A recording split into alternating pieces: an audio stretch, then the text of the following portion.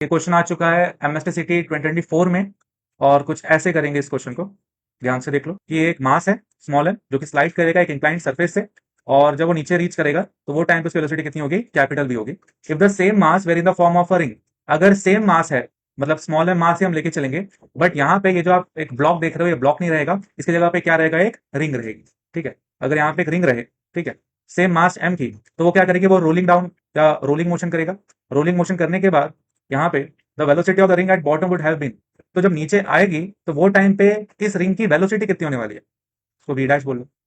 और आपको उस रिंग की वेलोसिटी बतानी है in terms of capital V, because option में आप देखोगे तो सारे कैपिटल वी है।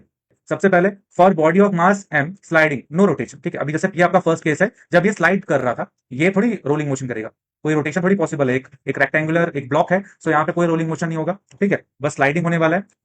तो ये टॉप वाले पॉइंट की टोटल एनर्जी, ये बॉटम वाले पॉइंट पे total energy as per the conservation of energy दोनों क्या होंगे, इक्वल होंगे। तो मैं बोल सकता हूं कि mgh किसके बराबर होगा, हाफ mv स्क्वायर के बराबर।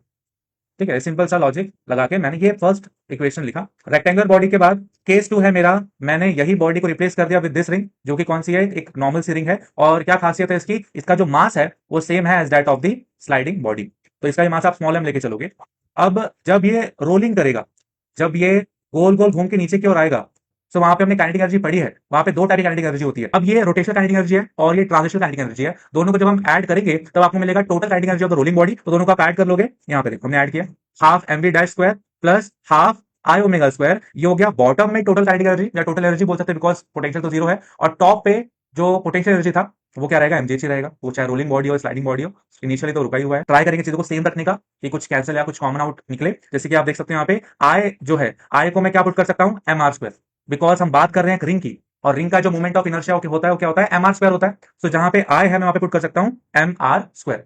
उसके बाद जहां पे ओमेगा है, ओमेगा को भी मुझे नहीं रखना चाहिए यहाँ पे, बिकॉज कहीं भी ओमेगा की बात नहीं हुई है, कहीं भी ऑप्शन में भी ओमेगा नहीं है, तो ओमेगा यहाँ पे हटाना पड़ेगा आपको।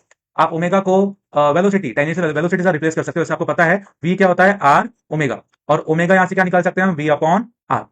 सो ओमेगा जो वी अपॉन आर है, ये ओमेगा उस ऑब्जेक्ट का है, रिंग का। तो यहाँ पे वेलोसिटी कौन से हमने मार्क की थी, वी डैश। ठीक है, ये सब ध्यान देना है।